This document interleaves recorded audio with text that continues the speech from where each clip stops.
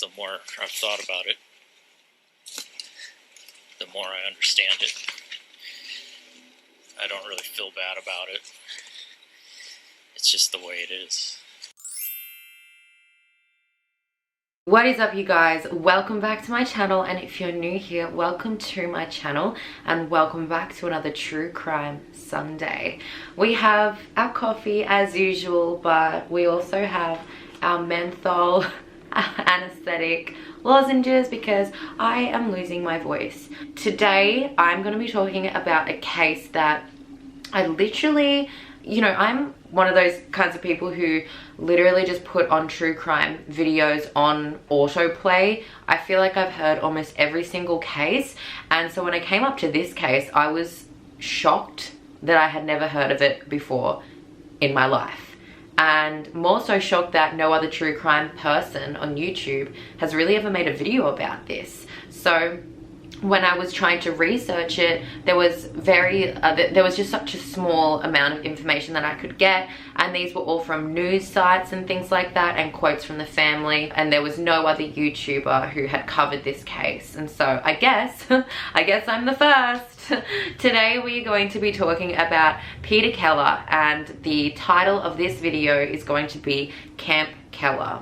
So in the next clip that I'm going to show you, I'm going to show you who Peter Keller is, and you're going to be seeing him basically doing what I do on Instagram or on some of my vlogs on YouTube. He's vlogging, and I mean, he's doing it from a very unflattering angle. It's from below, and he's in the forest and he's talking about the end, and that's really important to note in this case. The end. Well, it's about 2 weeks before the end. This is going to be my last video, probably before till after that. That's terrible. Well, it's about 2 weeks before I finally drop out of society and start this project. Well,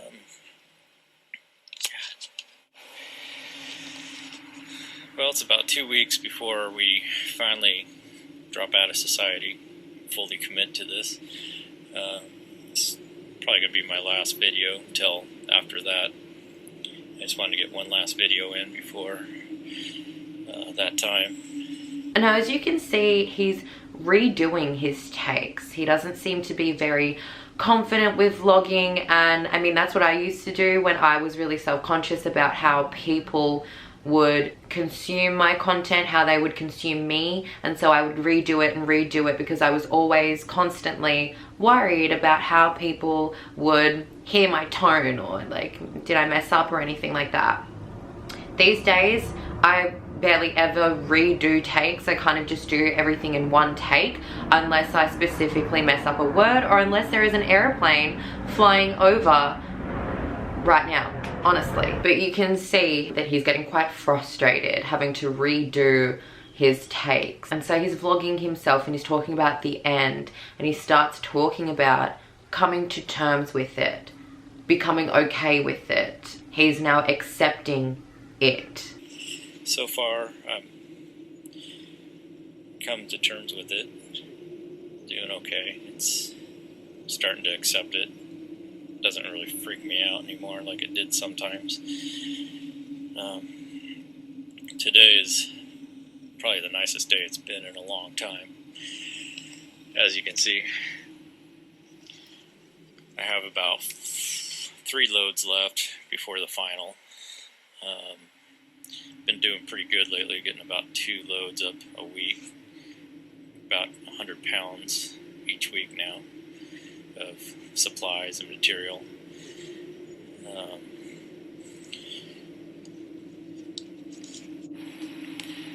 This winter's been pretty brutal. It's been really slowing me down. I was hoping to be done about a month ago, but it's just constantly snowed, and last month has just been really, really wet, rainy, and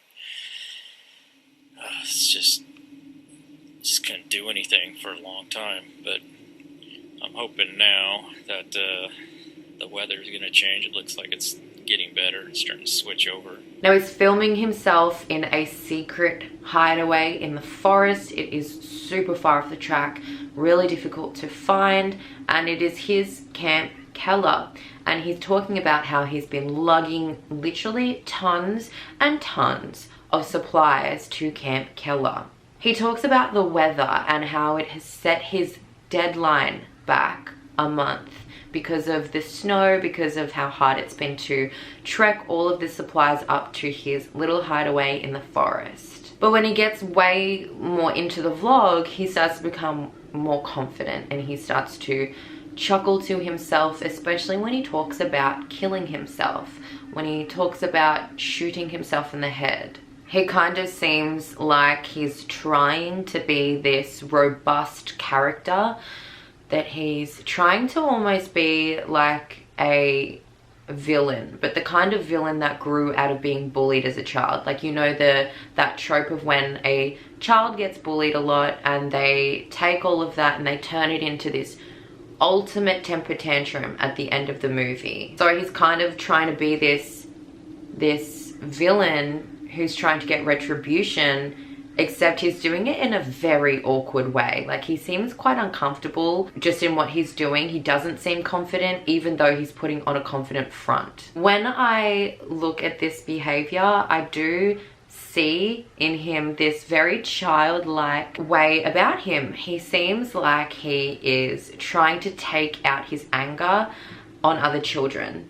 Except at the time of him making these vlogs, Peter Keller was actually 41 years old. So he's not a child. He's a 41-year-old man vlogging in the forest. Who exactly is this awkward, childlike 41-year-old man named Peter Keller? Peter was described as being like an American survivalist. He did love spending time outdoors, like mountain biking and hiking, and he did keep to himself quite a lot. He was the husband to a 41-year-old woman called Lynette, and he also had an 18-year-old daughter named Kayleen. Now, Kayleen was actually studying at a community college, Bellevue Community College.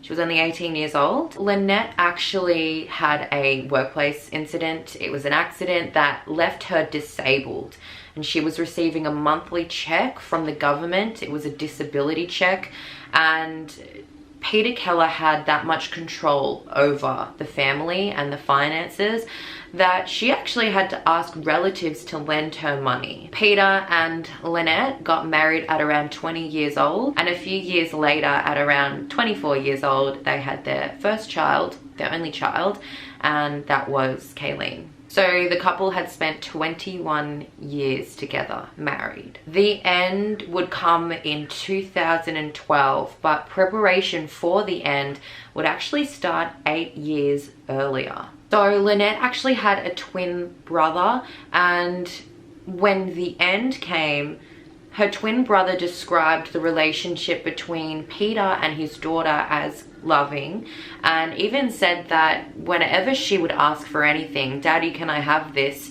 he would always say, "Sure." And that's the kind of relationship that the father, like, that was the father-daughter relationship that they had. It wasn't a strained one, and it didn't seem from the outside to be one that could explain any of this mess. That is a huge contrast to what we're seeing in the next clip. Won't be boring, and I don't have to worry about Lynette or Kayleen, and everything will be taken care of. Just be me. A co-worker of Peter Keller would come forward and say that they were aware that Peter had some sort of bunker in the forest, but nobody knew the location. And also, Kayleen's boyfriend would come forward and say that the family knew that Peter had a bunker, but nobody knew the location, and Peter would only show them pictures of this bunker. Kayleen seemed to see it as kind of humorous, and she told her boyfriend that her dad called it Camp Keller. So no one seemed to take this bunker seriously. Even though he was described as a loner, everyone just thought that he liked to stick to himself and that he liked the wilderness, and that this little project that he had was innocent. So what exactly was the project? What exactly is Camp Keller? Camp Keller was actually a cave-like structure, and he had dug it into the side of a hill way off the track in this like mountainy forest area. But it wasn't just a hole in a hill. This was a 3-story structure. It had several different exits and entry points.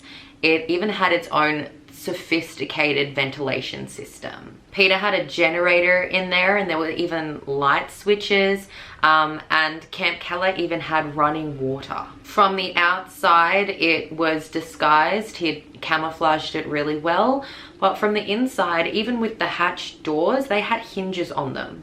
There was shelving, there was a wood stove. It had 3 stories. So for the past 8 years, Peter had been building Camp Keller, and he had also been lugging literal tons of supplies to Camp Keller. And these supplies did not just include tons of food, tons of gasoline, and a surprising amount of Coca-Cola, but Camp Keller was stockpiled with guns and ammunition. After he had finished building Camp Keller, he started with his vlogs. I'm getting to the point where just trying to live and pay bills and live as a civilian and go to work, that just freaks me out. It's actually more comfortable for me to think about living out here. It would be in April of 2012 when Peter would start withdrawing large sums of money from the family bank account. The last withdrawal that he made was for $6,200, and he only left $300 in the bank account. And then 2 days later, he would shoot his disabled wife and his 18-year-old daughter before setting the house on fire. He left his 18-year-old daughter deceased on the top bunk bed of the back bedroom in their home in North Bend, East Seattle. He then used 7 tanks of gasoline, poured it all over the house. He then put a lounge chair and an easy chair against the entryway of the house, against the front door. He then put a skillet on top of the stove which had a plastic container of gasoline, and then you turn the stove on. He removed everything from the safe, and he also went to the shed, which actually required a pin lock. It was like a padlock that you needed the number for. He took his mountain bike, but he left all the expensive items like the TV, and then he left. None of his weapons were found in the house, which means that he had taken them, and he actually abandoned his Toyota Corolla with the keys still in the ignition and the doors unlocked. And that led the authorities to know that it was likely Peter Keller who had done this. And the Wednesday earlier, he had told a co-worker that he was probably not going to be coming back to work anytime soon. So when first responders came to the fire, they had put out the fire, and obviously they had a very tough time getting into the house because it was blocked by a lounge chair and their easy chair. And when they saw the scene and they saw the women left in their beds, they were still limp, which means that the crime had occurred pretty much before he had set the fire. Because of how the scene was left, and because no one could locate Peter, they did a press release, and it was with their intention to arrest Peter. There was an indictment for 2 counts of first-degree murder and 1 count of arson. Now, by this point, authorities were aware that Peter was kind of a loner and that he liked to spend a lot of time in the forest, and so they put out a little public service announcement to anyone who might be in the forest, who might be hiking, or who might just be trying to do their thing in the forest. And they said that while they don't believe Peter would do anything, they want people to carry a cell phone, and if they do see Peter, not to approach him. Now, unfortunately, this memo was lost on one particular man who had gone to this trail in the hopes of proposing to his girlfriend. And so he was trying to find the perfect spot. He sees a man in the woods and he approaches him. This was one day after Peter had murdered his family and made his refuge in the woods. And so this man, trying to find the perfect spot to propose to the love of his life, goes up to Peter Keller and says, "Hey, you look like a local. Do you know where I could propose to my girlfriend?" The boyfriend, we'll call him, said that Peter's demeanor was like you would never have picked, that just 24 hours earlier he had shot 2 women in the head and then set his whole entire house on fire. So Peter actually was very helpful to this boyfriend and said, "Oh yeah, if you just go," like he pointed him in the direction of like a 10 by 10 place that was really scenic. And so the boyfriend proposed to his girlfriend and she said yes, but then they went home. They went home and it was 2 days later that he had turned on the TV and he saw the man who had directed him to the perfect spot. The man who had showed him the perfect proposal spot was on the TV, wanted for 2 counts of first-degree murder. So this man obviously freaks out and he contacts the authorities. From there, a SWAT team of 30 assembled and moved into the forest. Now remember, Peter's bunker is way off the trail. Peter's bunker is somewhere that you cannot just simply find. It's very out of the way. And so they needed expert trackers to find where he was. And they said that the way that they found the bunker was because they noticed these really rear heavy footprints. It looked like someone was carrying something super heavy on their back. And they said it was likely a very heavy backpack. And so they started following this particular trail, which led them to Camp Keller. The SWAT team of 30 surrounded the campsite and they asked for Peter to come out, but Peter just wouldn't respond. But they knew that he was in there because they could smell and see this wood smoke, which would be from his wood stove that we know that he had inside. So because they weren't getting a response, they started pumping Camp Keller with tear gas, and it would be a 23-hour standoff, and then they would blow the top off of Camp Keller with explosives. When they entered this elaborate bunker, this 3-story bunker, they found Peter on the floor and he had committed suicide by shooting himself in the head. At this point, I don't know what's going to happen. I may get caught right away. Basically, if I get caught, I'm just going to shoot myself. So, I mean, I could basically be dead in 2 weeks or 3 weeks. I don't know. It's all up to chance at this point. So, I don't think anyone knows where I'm at. But if they put it together, who knows? At this point, I have to take that chance. So, it's just going to be a point of, go as far as I can. I do have my escape, and that's death. I can always shoot myself. And I'm okay with that. So, just like Peter had said in his vlogs, he would rather shoot himself in the head than surrender to authorities. So when Peter's body was removed and all of the evidence was taken, the authorities then had this huge task of taking down this bunker, which took 8 years to build. In newscasting, they were actually saying that authorities had, apart from the evidence that they'd already taken from the spot, there were about 50 large garbage bags that needed to be taken down from this elaborate trail. Now, I've seen this case described on forums as many different things, but I've decided to call this case Camp Keller for a couple of different reasons. The first reason is obviously because when Kayleen had described it to her boyfriend, she kind of laughed about and she said that it was Camp Keller.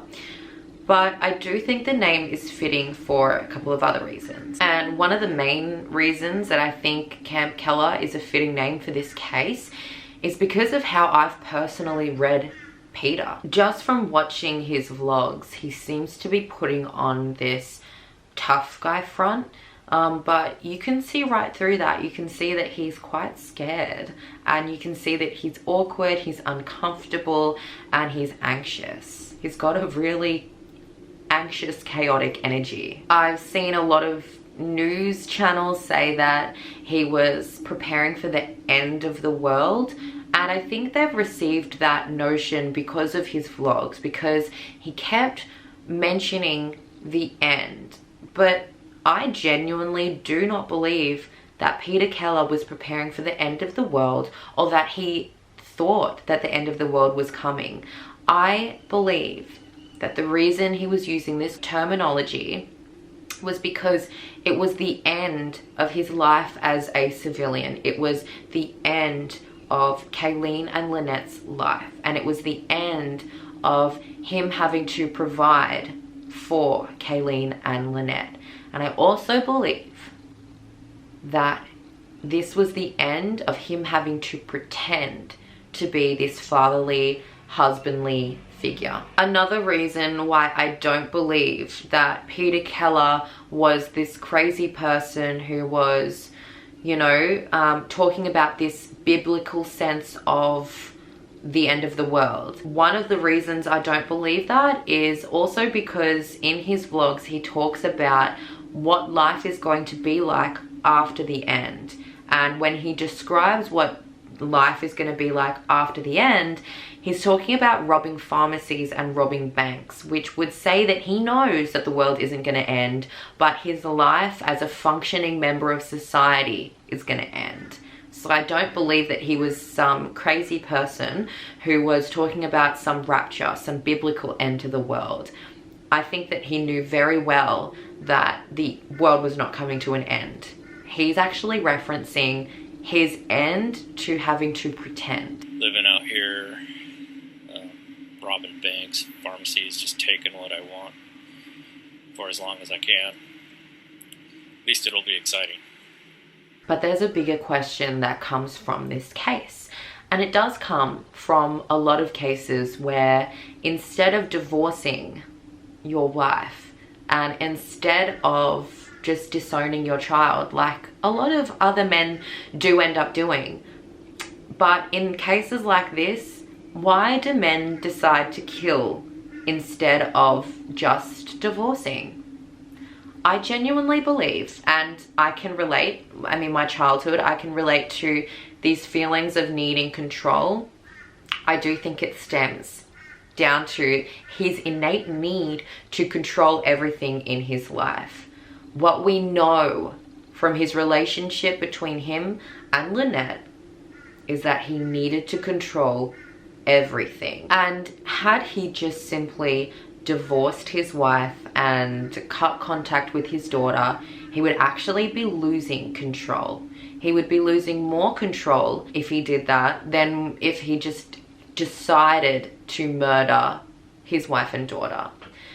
If he had simply just let them live their lives, that would mean that he's losing two really huge parts of his life that he's used to getting that satisfaction from controlling. And it would actually probably send him into a spiral with that innate need to control things if he saw them living their own lives without him. It is this huge need for someone who is mentally ill in the way that he is to control things. We don't know a lot about Peter Keller's upbringing, so I can't comment on that, but I can talk about my own kind of thing with this. I have had an experience where, when I was a young person, where I almost did something that could have ended up very badly for other people involved and myself. And when you experience trauma, when you experience things that you have no control over and you can't control what people are doing to you, you grow up with the seriously, it is like within your soul and everything that you do that you need to control things. And it is a very, very hard thing to unlearn. Peter Keller did not learn those coping mechanisms, and so he ended up needing to control everyone in his life. And it is obvious that he found someone who wasn't going to fight back. So instead of actually saying, well, no, you don't get control over my disability check, instead of doing that, Lynette was the kind of person to actually just ask her relatives to lend her money. So we can see with that relationship there that Peter Keller was controlling everything, and that was kind of feeding that need for him, but it wasn't enough. When he decided that he was sick of pretending to be a father and sick of pretending to be a husband, he decided that he needed to become this villain that he obviously is not doing a very good job at, because he seems very uncomfortable and very awkward in this new role of his. Instead of just leaving his wife and his daughter, he decided that the ultimate thing that would feed his need for control is for him to control their fate. And that is why he killed them, instead of just divorcing his family. This is also evident in the fact that he decided to kill himself rather than leaving his own fate up to the judicial system and authorities.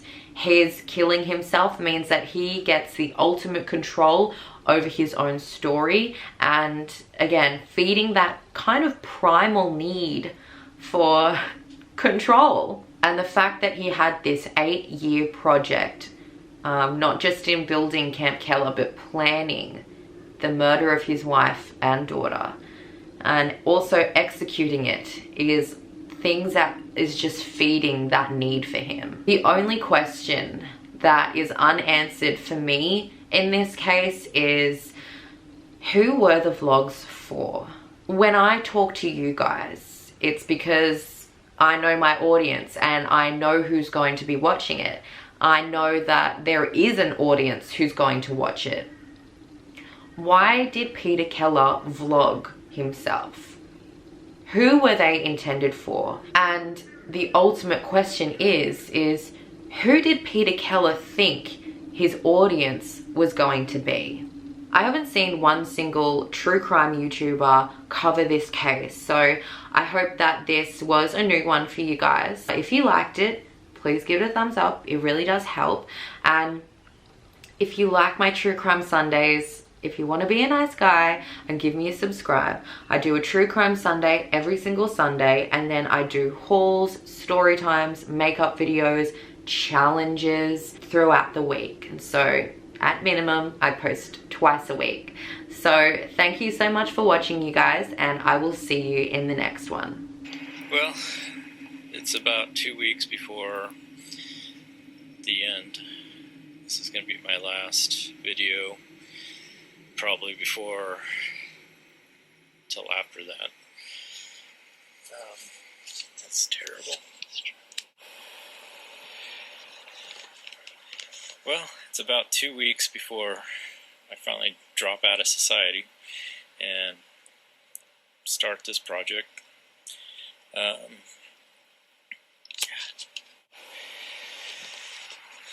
it's about 2 weeks before we finally drop out of society, fully commit to this. This is probably going to be my last video till after that. I just wanted to get one last video in before that time. So far, I'm come to terms with it. I'm doing okay. It's starting to accept it. It doesn't really freak me out anymore like it did sometimes. Today is probably the nicest day it's been in a long time. As you can see, I have about 3 loads left before the final. Been doing pretty good lately, getting about 2 loads up a week. About 100 pounds each week now of supplies and material.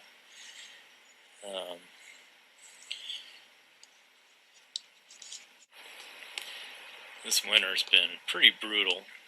It's been really slowing me down. I was hoping to be done about a month ago, but it's just constantly snowed, and last month has just been really, really wet and rainy, and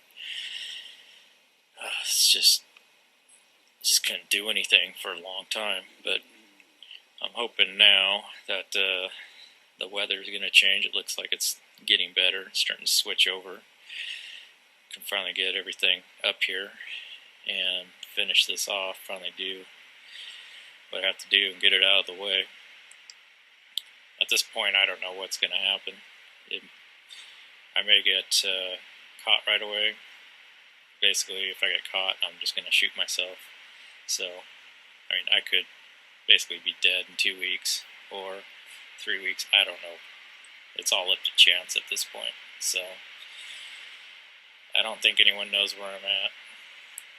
But if they put it together, who knows? At this point, I have to take that chance. So, it's just going to be a point of, go as far as I can. I do have my escape, and that's death. I can always shoot myself, and I'm okay with that. So, I'm getting to the point where just trying to live and pay bills and live as a civilian and go to work, that just freaks me out. It's actually more comfortable for me to think about living out here, robbing banks, pharmacies, just taking what I want for as long as I can. At least it'll be exciting. It won't be boring. And I don't have to worry about Lynette or Kayleen. And everything will be taken care of. It'll just be me. So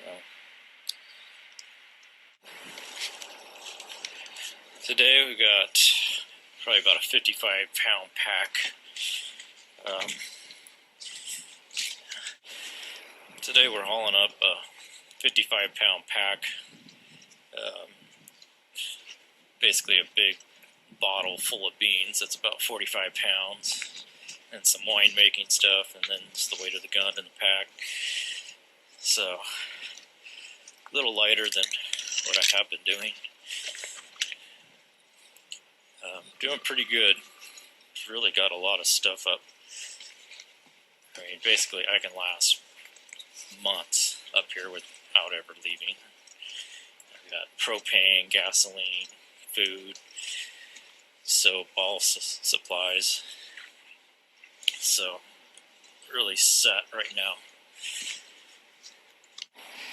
This winter's been, just to show just how brutal it was. Well, we had a big ice storm. This is one of the trees that's fallen down over the trail. Kind of another one over there. Just a lot of damage. Branches down everywhere. Makes it a little more difficult to get through, but I don't want to move it. I'd like to keep it as hard to get through here so nobody will come out here. Well, before, a while ago, I used to sit here and think, this whole thing is just crazy at times, and then I'd think about it, and it would make sense, and it's like, okay, this is what I got to do. But, now, I guess with time, I just think that way all the time, that this is what I got to do. I don't even question it anymore. It just seems like everything makes so much sense now.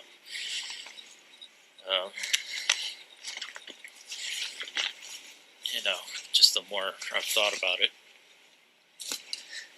the more I understand it. I don't really feel bad about it. It's just the way it is. Certain things happen that cause this to happen. So,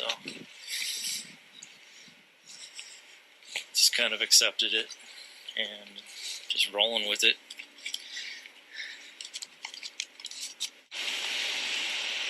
One of my projects today is to take all this wood that I've cut up recently and stack it up, pull it down, a little of it more out of the way, hidden.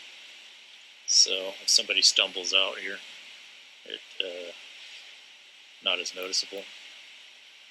I just haven't been able to do it because it's just been so wet, nasty.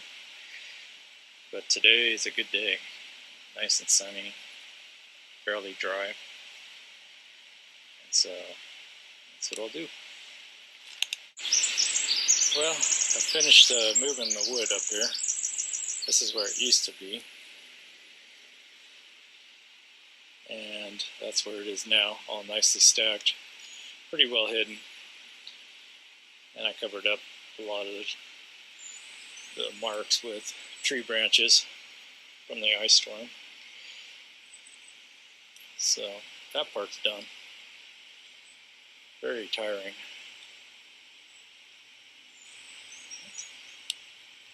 Oh.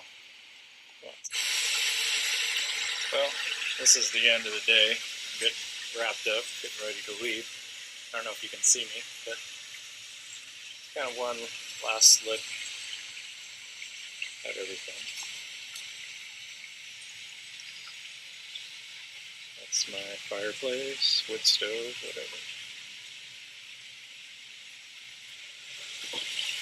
Pretty dark.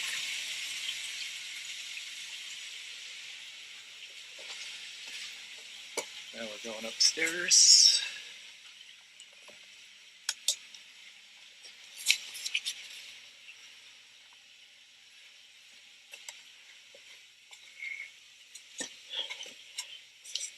This is where most of my supplies are.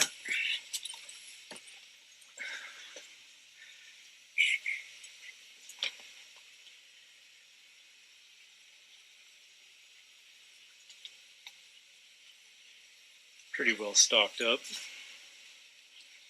My window.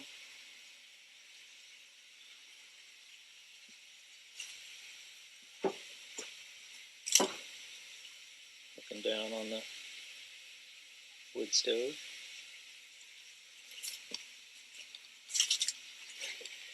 And that pretty much wraps it up for the day.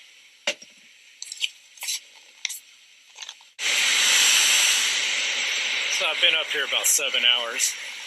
That includes hike time and work time.